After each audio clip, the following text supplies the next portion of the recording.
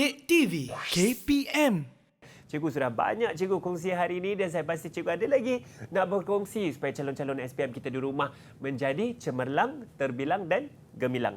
Silakan cikgu. Amin. Terima kasih Anik bagi peluang kepada cikgu untuk segmen terakhir sekali anak-anak. Okey, tadi kita dah bincang soalan bahagian B, soalan cikgu review balik soalan perkiraan, kemudian kita dah bincang soalan komunikasi dan baru sekejap saja lagi tadi kita dah bincang soalan aplikasi. Okey, jadi kita nak bincang yang terakhir pada cikgu, buah tangan cikgu untuk share bersama anak-anak iaitu soalan bahagian A. Soalan bahagian A ini adalah soalan respon terhad. Apa maksud respon terhad? Maksudnya jawapan yang perlu anak-anak tulis, jawapan pendek tapi ada faktanya. Faktanya memang terkandung dalam buku teks. Jadi cikgu pesan anak-anak tolonglah untuk bahagian A ni memang tak dapat nafikan anak kena baca buku. Baca buku baru dapat pengetahuan, baru ada semangat nak jawab. Kalau tak baca buku macam nak jawab?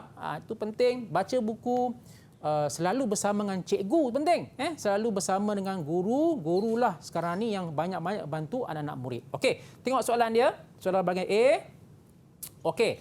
Baik, tengok contoh soalan 4. Jadual 2 menunjukkan produk yang dihasilkan daripada polimer. Daripada polimer anak-anak daripada polimer. Polimer ni apa? Polimer ni adalah sejenis plastik, sejenis plastik. So bila tengok polimer terus teringat dalam kepala minda anak. Anak nak baca buku kan? Okey, terus ingat polimer kita pecah dua. Okey, iaitu yang pertama plastik haba. Yang kedua adalah termoplastik. Okey? Dan setiap plastik haba ni ada dia punya jenis bahan-bahan dia. Tu anak kena ingat Dah ingat tu kan? Dah buat peta minda kan? Dah buat lakaran carta kan? Dah ingat? Okey, cantik. Dah okey tu. Dah hampir tepat dah tu. Dah ingat tu Okey. Kemudian tengok soalan dia.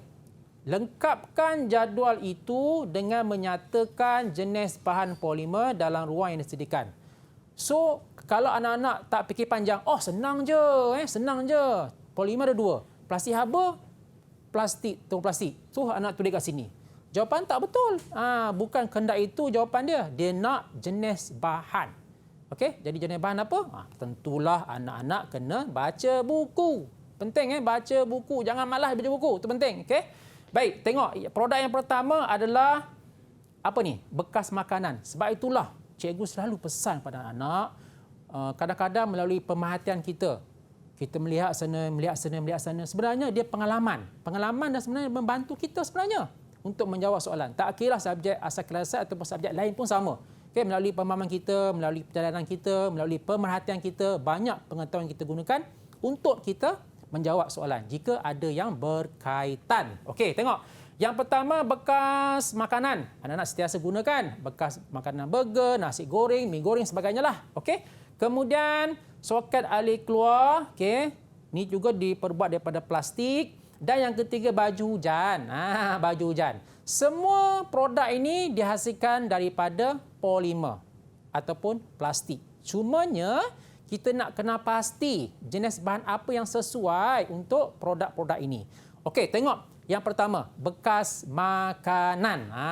Kan? Bekas makanan ringan kan? Kalau baling pun dia terbang. Ringan kan? Apa sifat-sifat ringan tu? Okey. Tengok jenis bahan yang sesuai adalah polistirena. Sebetul kita sebut bekas polistirin. Betul ni? Betul cikgu. Betul Okey, nama dia adalah polistirena. Jangan jawab plastik apa? Salah. Okey, sebab jawapan ni berada pada pecahan-pecahan dekat sini anak-anak Ingat Okey. Baik, produk yang kedua adalah sejenis peralatan elektrik mudah patah, mudah pecah, rapuh. Apa jenis bahan dia? Okey, namanya adalah urea formaldehyde. Urea formaldehyde ini nama bahan dia. Dan yang terakhir sekali anak adalah baju hujan. Rupanya baju hujan pun daripada plastik. Okey, namanya adalah polyvinyl chloride. So, tolong ingatkan Okey. Baik, cikgu rasa untuk soalan 4 cikgu habis di situ. Kita pergi kepada soalan yang kelima. Okey, soalan kelima ialah soalan unit kawalan pengguna satu fasa anak-anak. Okey, tengok ke sini Okey. Untuk soalan ini anak-anak kena bahagi dua dulu anak-anak Okey, kat sini kita bahagi dua, pecah dua, pecah dua. Okey. So, bahagian kiri ini adalah kita namakan dia unit kawalan masukan. Okey, apa unit kawalan masukan ni? Ini adalah unit kawalan pengguna. UKM, UKP. Oh, senanglah. Ingat, UKM, nama institusi. Cikgu doa anak-anak semua dapat masuk ke sini. Okey? UKP ni bukanlah. UKM tu universiti lah. Okey, UKM ni maknanya semua peralatan tersebut berada di luar rumah kita. Di luar rumah kita. Kan? Antaranya apa? Antara ini adalah kita panggil dia unit ataupun unit penyambungan. Okey, unit penyambungan. Kemudian yang kedua, ini adalah kita panggil dia adalah unit perkhidmatan, di mana di situ terletaknya pius perkhidmatan. Andai kata kalau kita tak bayar bil elektrik, pegawai TMB datang, cabut. So, tak ada terima bekalan elektrik. Okey. Kemudian yang seterusnya adalah semua bahagian-bahagian di dalam rumah kita lah. Okey, tengok di situ. So, soalan dia, nyatakan nama bahagian yang berlabel X. Sebenarnya dalam soalan ini pun dah bagi jawapan dia sebenarnya. Cuma nak perlu fikir sikit je. Janganlah tak fikir langsung. Tak fikir langsung, tak jawab. So, jangan tak jawab. Sayang kalau anak tak jawab, confirm kosong markah. So, tak boleh pun boleh lah. Jawab juga, okey? So, X tu dah bagi jawapan dia. Namanya adalah, apa anak-anak? Adalah meter kilowatt jam. Kan? Meter kilowatt jam semua kat luar kan? Kalau rumah kita kan? Okey. Yang label yang kedua iaitu label Y. Okey. Label Y, Z ni semua di dalam, okey, cikgu bulatkan, semua ni di dalam kotak fuse agehan, KFA. Kat rumah kita kan ada KFA kan yang kita buka kan. Itu semua komponen ni berada dalam KFA. Okey, jadi untuk label Y itu adalah apa anak-anak? Suis utama. Ingat lagi kan? Dah ingat kan? Suis utama. Baik, selepas suis utama tu apa? Selepas suis utama iaitu label Z itu adalah RCCB ataupun pemutus litar. Anak-anak jawab singkat pun boleh. Kalau anak-anak jawab RCCB pun boleh. Kalau anak jawab pemutus litar arus baki pun boleh. Tapi cikgu lebih suka anak-anak jawab dalam bentuk jawapan yang ringkas saja. RCCB pun cukup. Okey? Baik, yang ini kebeban ni maknanya pergilah ke lampu, pergi ke soket dan pergi ke pergi mana anak-anak? Pergi kepada kipas. Faham inilah susu galurnya berkaitan dengan unit kawalan skema pengguna satu fasa. Ingat tu Okey, kita pergi kepada soalan yang ke-6. Okey, soalan ke-6 ialah soalan berkaitan dengan simbol. Raja 4 menunjukkan litar kawalan aduk yang tak lengkap. Lakarkan simbol komponen itu pada ruang yang disediakan di mana? Di A dan di B supaya litar itu berfungsi. Okey, pengalaman cikgu semasa anak-anak murid menjawab soalan ini, kadang-kadang anak-anak murid kita terbabas. Dia lukis simbol kat luar kotak. Kemudian dia hanya just lukis saja.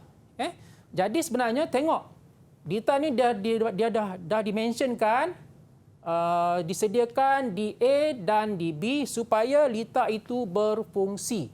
Nampak tu supaya litar itu berfungsi. Maknanya anak-anak kena menjawab, kena melakarkan simbol dengan tepat dan ada proses penyambungan.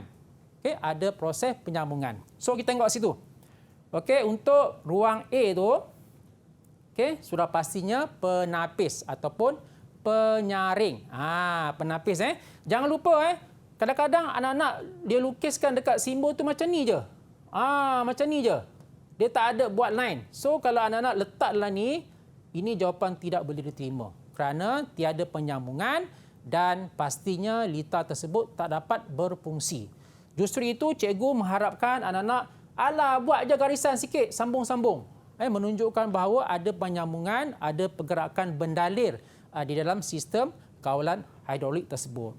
Okey, ingat anak-anak jangan buat simple-simple. Kalau boleh lakarkan dengan lengkap. Penyambungan itu berlaku antara atas dan juga bawah. Okey anak-anak. Okey, anak tengok kat sini, ini pun sebenarnya dah menggambarkan kan. Kita ada kita ada satu talian. So kalau satu talian, apakah komponen yang penting? Saya suka rujuk pada anak-anak, untuk litar kawalan hidrolik ini kita ada dua part. Satu adalah bahagian kaki, badan dan kepala.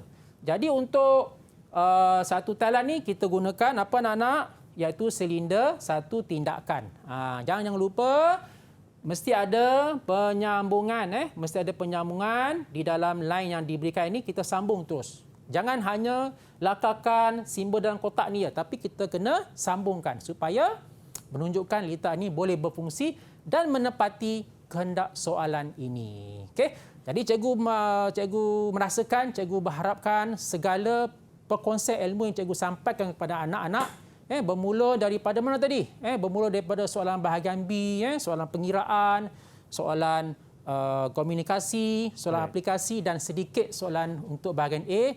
Anak-anak faham, tahu nak menjawab. Yang penting, buku baca, air minuman jangan lupa bawa dalam bilik pesan untuk segar tu dan juga sentiasalah bertanya kepada cikgu dan dari jauh cikgu sentiasa mendoakan anak-anak murid di pelosok tanah air dalam keadaan yang sihat walafiat. Tinggal lagi 2 minggu lagi untuk anak-anak menduduki peperiksaan cemerlang, insya-Allah pasti cemerlang jika anak-anak akur dan sentiasa baca buku, fahami dan sentiasa buat soalan-soalan tertubi. Harapan cikgu, insya-Allah pasti kejayaan milik anak-anak semua.